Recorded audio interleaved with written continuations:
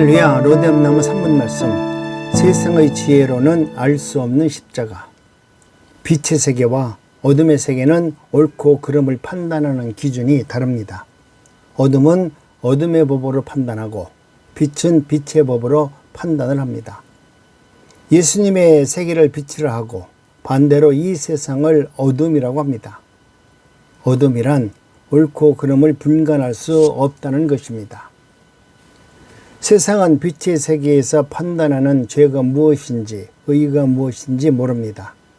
그러니 세상의 지혜로는 아무리 죄다 의다 하여도 어둠에서 아는 죄이고 의뿐입니다. 빛에 속한 예수님의 십자가의 도는 세상의 지혜로 알 수 없습니다. 인간이 안다 하는 십자가는 어둠 안에서 인간 입장에서 하는 십자가일 뿐입니다. 이는 소경들에게 무지개의 색깔을 논하는 것과 같습니다. 마치 빛 아래의 색종이를 가지고 무슨 색인지 알아맞히라고 한다면 자기의 색을 분명하게 맞출 수 있지만 어두운 곳에서 알아맞히라고 한다면 모르는 것과 같습니다. 빛 아래에선 분명하게 여러 색이지만 어둠 아래에서는 다 동일한 색일 수밖에 없습니다. 바울은 율법 아래에서 신앙을 판단하였을 때에는 예수를 핍박하였고 예수를 핍박하는 것이 하나님을 기쁘게 하는 일이라고 믿어서 열심히 하였던 겁니다. 율법이 곧 어둠이었던 것입니다.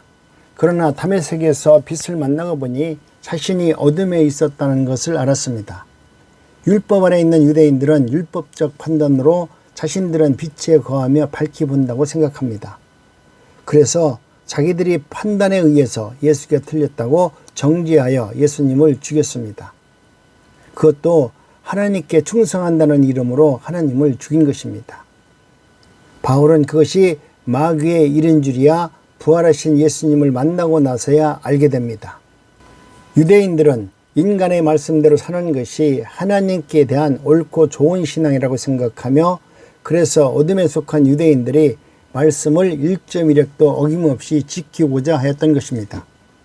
난 이제부터 죄 안 짓고 착하게 살고 말씀대로 살 것이라고 생각하는 것이 어둠의 자식입니다.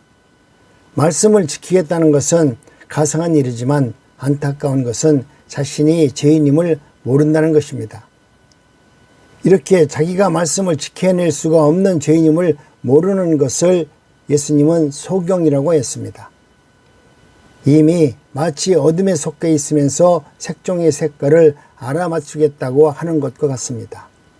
소경이 색종이를 들고 색깔을 맞춘다고 한다면 눈뜬 사람이 뭐라고 하겠습니까? 예수님은 유대인들에게 너희가 소경이라고 했다면 죄가 없을 텐데 본다고 하니 죄가 있다고 하셨습니다. 하나님의 말씀은 죄 없는 자만이 지킬 수가 있습니다. 죄인의 말씀을 지킨다는 것은 자기가 소경임을 스스로 드러내는 것입니다. 그래서 죄 없으신 예수님이 아버지의 이름으로 오셨습니다. 그런데 세상의 빛이라고 하는 예수님을 오히려 어둠의 자식들이 죽여버렸습니다. 하나님께서 예수님을 살리심으로 예수님이 옳다고 천명해 주셨습니다. 이제 예수님을 죽인 세상은 어둠이라는 것이 들통이 난 것입니다. 그런데 이런 사실을 세상 지혜로 알 수가 없다는 것입니다. 이는 모두가 하나님께서 자기를 사랑하는 자만이 알아보게 하시려고 비밀로 두셨다는 겁니다. 아멘.